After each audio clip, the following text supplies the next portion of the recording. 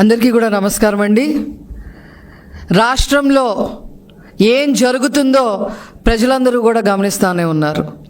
చంద్రబాబు నాయుడు గారి ప్రభుత్వంలో, కూటమి ప్రభుత్వంలో వచ్చిన వెంటనే పరిపాలన మొదలుపెట్టిన వెంటనే దాదాపు మీ కష్టాలు ఏంటయ్యా చెప్పండి అని చెప్పి ప్రజల్ని అడిగిన దాని మీదట దాదాపు 174,000 అర్జీలు, వాళ్ళకి ఏయో బాధలు ఉన్నట్టుగా వాళ్ళ అర్జీలు ఇవ్వటం జరిగింది.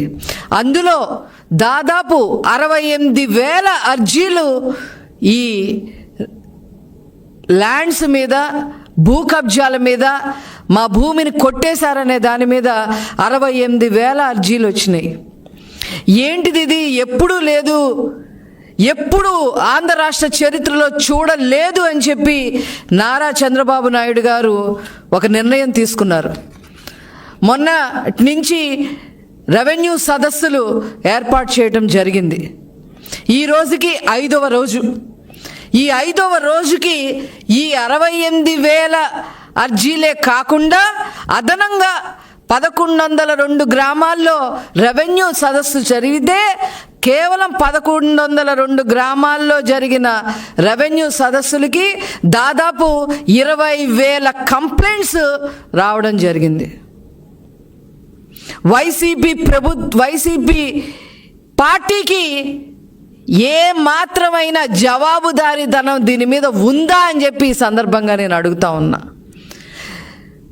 2019లో గద్దెనెక్కగానే వీళ్ళు చేసిన మొట్టమొదటి పని భూ ఆక్రమణలు.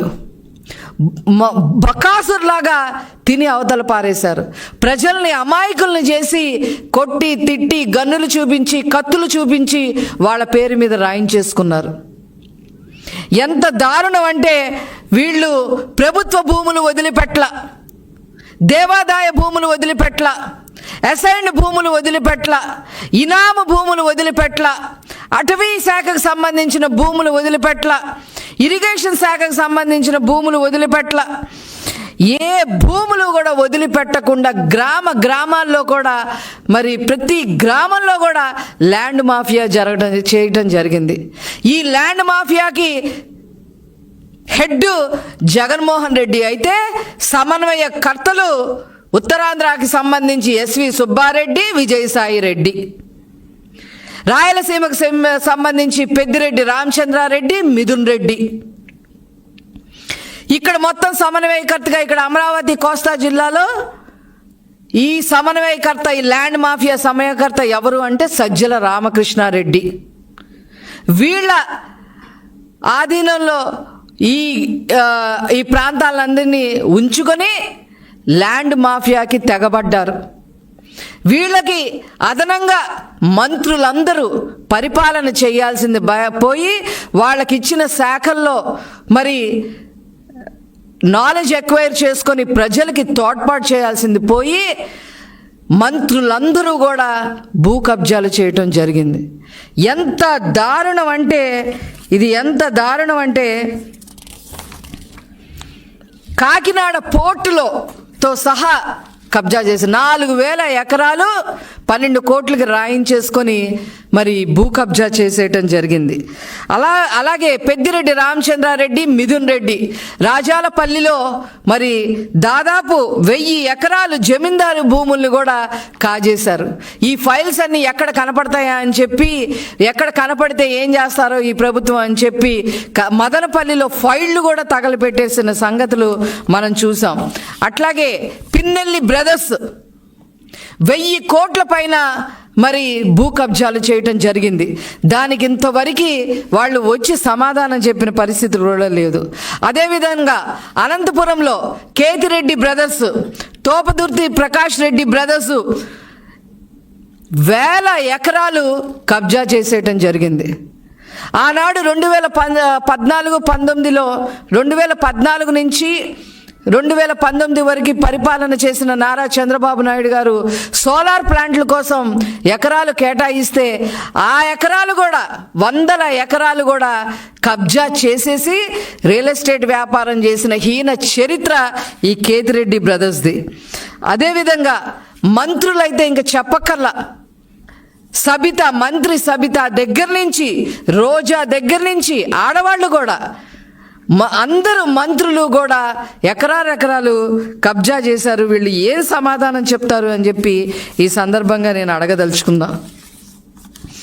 ఇకపోతే ఇవన్నీ ఒకటైతే ఆన్లైన్లో రికార్డులు మాయం చేసేయటం, యజమానుల్ని బెదిరించి రాయించేసుకోవడం, ఏదైనా వివాదంలో ఉన్న భూములుంటే మధ్యవర్తులుగా వ్యవహరించి లాక్కోవడం, ఇలాగా ఈ రకంగా ఎక్కడ హద్దు అదుపు లేకోకుండా మొత్తం ల్యాండ్ మాఫియా గ్రామానికి పాకించేసిన హీన చరిత్ర ఈ వైసీపీది.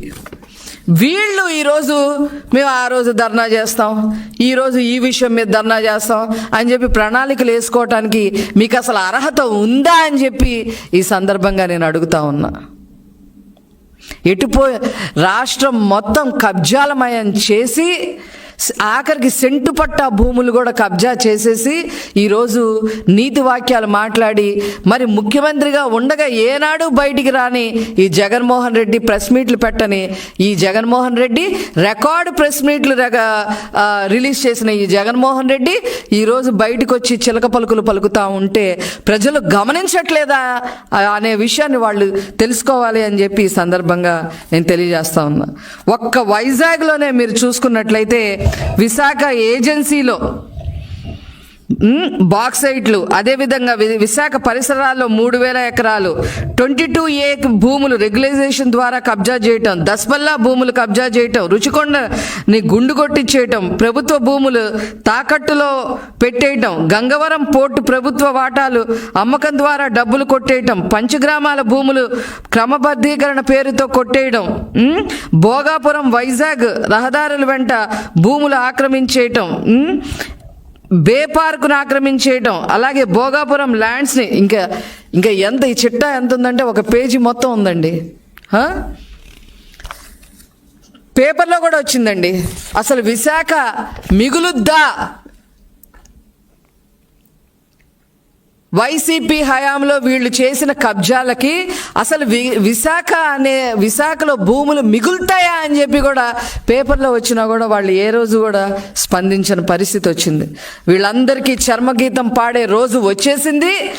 ఇవన్నీ డైవర్ట్ చేయడం కోసం విజయసాయిరెడ్డి వాళ్ళందరూ అవాకులు చవాకులు మాట్లాడుతూ ఉన్నారు.